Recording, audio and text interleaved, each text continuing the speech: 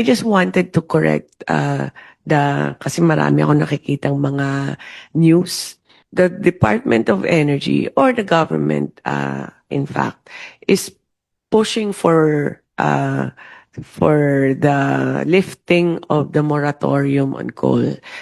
That moratorium is staying. Walang lifting po ng moratorium ang ginagawa. Ang ginagawa lang ng DOE is to have them produce more electricity. And second, nire-review pa nga namin ngayon kung sino ba tong may mga license na nakuha nila before 2019 ang hindi matutuloy, at kung may matutuloy, tuloy na nila kaagad-agad, bilisan na nila kasi kailangan to para ma-balance po yung cost ng ating electricity.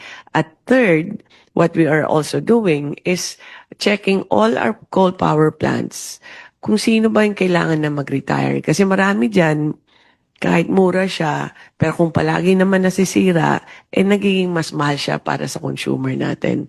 Marami kasi dyan na hindi pa nakaschedule yung maintenance, mag-maintenance na, or biglaan lang dahil uminit, bigla siyang mamamatay, no? So, nire-review ngayon yan ng DOE, which ones should transition na sa cleaner energy na siya. So, just to be clear on it, the moratorium stays. Meron kaming mga binibigyan ng mga exception kung sarili mong negosyo na wala diyang access sa grid at gusto mong magnegosyo sa isang isla, halimbawa, pwede ka magpatayo ng coal power plant mo. Pero those are very, very special exemptions lang.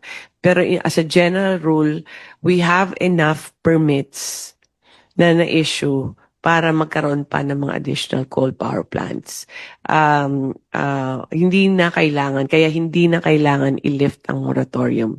Yes, there might be a need for cheaper sourced electricity, including from coal, but hindi na kailangan i-lift kasi meron na tayong mga kontrata. Kailangan lang ituloy nila yung kontrata nila.